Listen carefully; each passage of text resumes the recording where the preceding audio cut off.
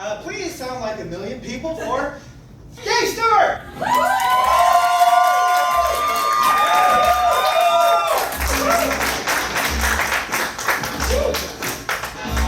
Please allow me. Wait.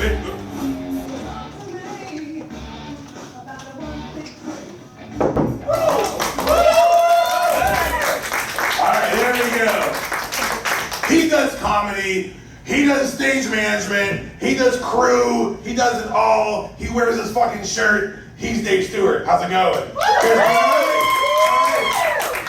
Let's hear it one more time for Sharif, your amazing host. Yeah. Where is he? Sharif? In the back, Sharif, what is your last name again? McDougal. Whoa. Multicultural. So let's hear one more time for Fit Brown. I am Fat Brown, he is Fit Brown. Alright.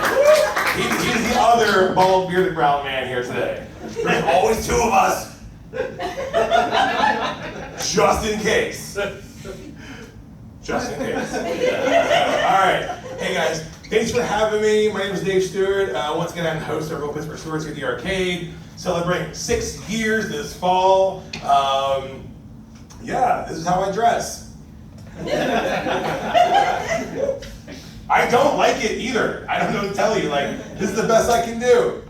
I left my house this evening, and I said to my wife, I said, honey, how do I look? She goes, and this really happened, she goes, you look like you sell cocaine at a Fish concert. I was like, side gig. It's a full moon tonight. Oh. So downtown got a little stank on it, isn't it? It's extra spicy. Just put a little something on that today. Everyone's nuts. I walk here from 6th Street. God damn. You see, downtown, there's only 3 kinds of people downtown. I'll tell you there's 3 right now. Number 1, I work down here. I have a meeting. Very profesh. 2, we're going to dinner. We're going to a show at Heinz Hall at Benedum. Or 3, my favorite. I saw Jesus in a waffle today. That's it. It's those 3. This summer's been fun. So summer's coming to an end. Bummer. Boo. I was on the road this summer a lot actually, which was fun. So I had shows out in Indianapolis a few weeks ago, and my wife's coworker, they're vet techs. Okay, so they're vet techs wearing the scrubby scrubs, and my wife's coworker goes, well, aren't you worried about like Dave on the road? And my wife just goes, what do you mean? And the coworker goes, well, come on, Kat. I mean, he's like on the road. He's doing shows. Aren't you worried? My wife still just doesn't get it. So this young woman goes, Kat, come on.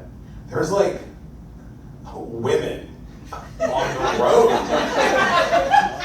Why the fuck are you laughing so hard at that? That isn't even the punchline. You guys are always like, oh, this fat fuck. So my wife says to her coworker, she goes, listen, my husband, I love him very much, but he's a 38-year-old, and then she used air quotes, her comedian. Oh. She's like, he's bald, he has a Star Trek tattoo, and he dresses like a fat 10-year-old boy. So yeah, she's like, I'm not worried. And you know what? She shouldn't have been. I did my show, went back to the room, drank some Jim Beam, and ate a Chipotle burrito. Yeah. But yeah, Indiana was pretty cool. It was hot. There was a lot of corn. That's it. That's Indianapolis, baby. I did a show in August in Ford City, Pennsylvania, in a Lutheran church.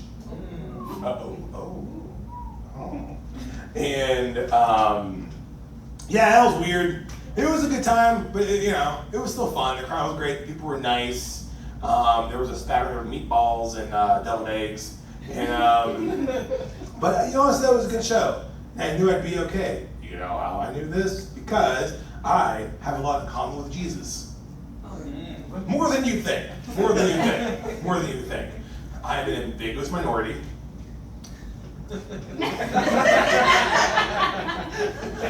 I'm half Jewish.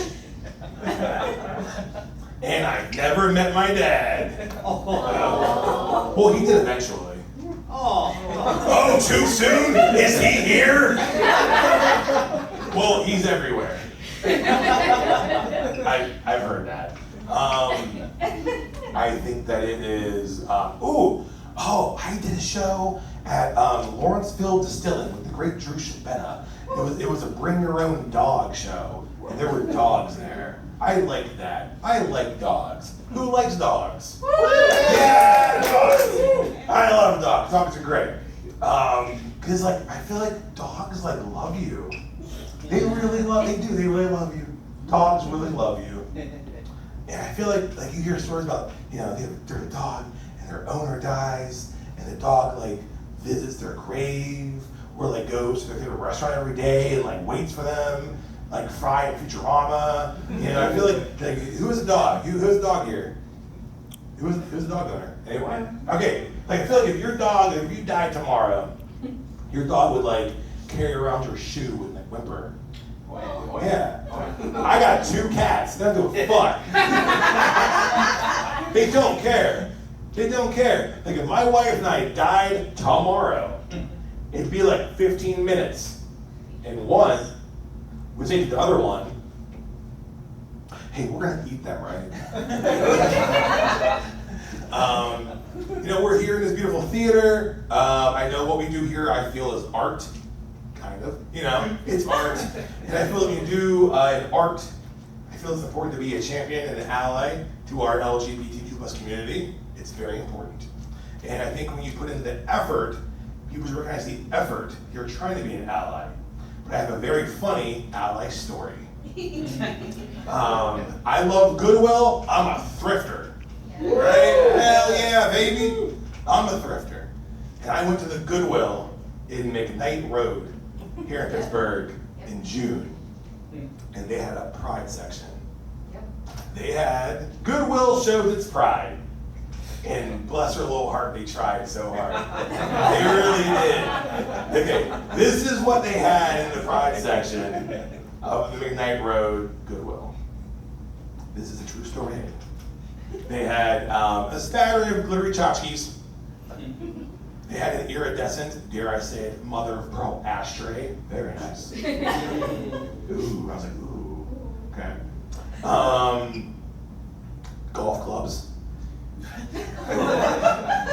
Lesbians, you got one. I was just kind of thinking there would be some well-meaning Goodwill person just they'll like this. They'll like this. And then they 3 CDs. 3 of them. 3 CDs. Not what you think, but they fucking nailed it. Nailed it. It was the 3 Cowgirls of the Apocalypse. Buckle up. Partner. Boom, Shania. Boom, Reba. And boom, Carrie Underwood. Nailed it. I told that same joke to a mostly gay crowd, and I heard a yes, girl. What do we got? Yeah, I'm married. Whatever. No, it's cool. I love getting married. We bought a house back in January. Very exciting stuff. And I learned through the process of buying a house, and it's very stressful, by the way, that my favorite sound in the entire world is my wife's laughter. Shut the fuck up. Not because it's cute. Not because it's cute. Because it sounds crazy. My little wife has the laugh of a serial killer. She's like 5'2", she had glasses, big titties. And she laughs like the Joker watching a busload of orphans explode.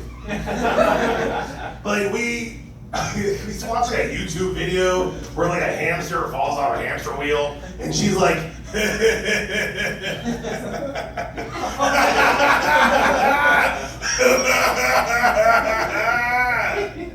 it's like being married to Willem Dafoe. Oh, wait, what's that?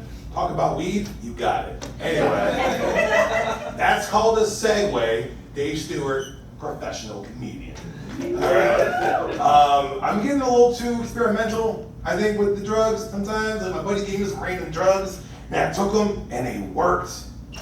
I tripped my balls off, but I gained 10 pounds. Because it turns out they were omega-3s. Get it? They were fatty acids. That's very funny, by the way. But to be honest, I might quit smoking weed. I might quit. Listen, at this point, I am half man. I am half hacky sack. All right. I got real stoned, and I couldn't unfold a blanket, so I slept naked and cold. If you smoke enough weed, the blanket turns into the Q from Hellraiser. 2 nights ago, I got super stoned, dude, and I just ate too many pistachios. I don't have a punchline really for that. It was just a lot of pistachios. You know how I know it's too many? I pooped the sheet of baklava. I am a Greek goddess. Hello. Oh, that's real stupid. That made me laugh.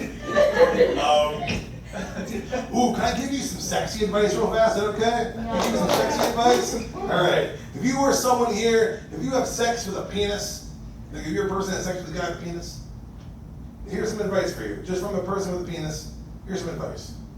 When you are on top, you lean back too far. Steph does. Alright.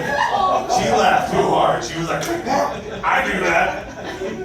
You lean back too far. You're making a face. You lean back too far. Ding dongs don't do that. Ding dongs don't do that, okay? Me and the wife last week doing the hibbity dibbity. She hops off and leaned back too far. She had a great time, and my wiener looked like, okay, did you ever see Spider-Man 2? Remember when Peter had to stop the train?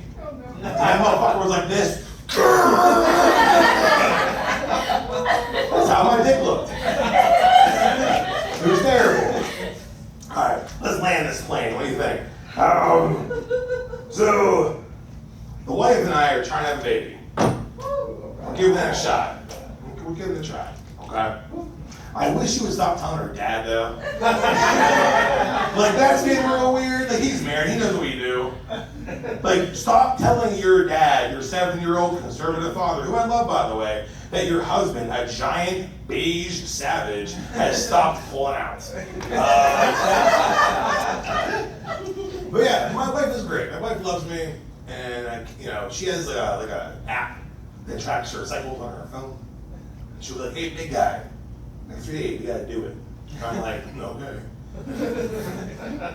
So I come home from work one day, and on the table is a card.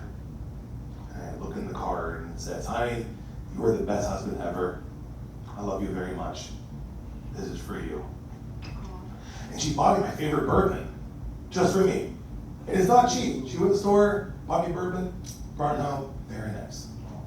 And then she got home, and I was like, honey, I gotta ask you a question. She goes, yes. I go, well, first, thank you for the bourbon. But 2, are you paying me for sex? With bourbon? She goes, no. I know the truth. The truth is that Yeah, she is. Yeah, she is. But it's okay, because I love it. And do you know why I love it so much? I'm going to tell you why. Because it makes me feel like a whore. Alright guys, my name is Stewart. You've been wonderful. Thank you so much.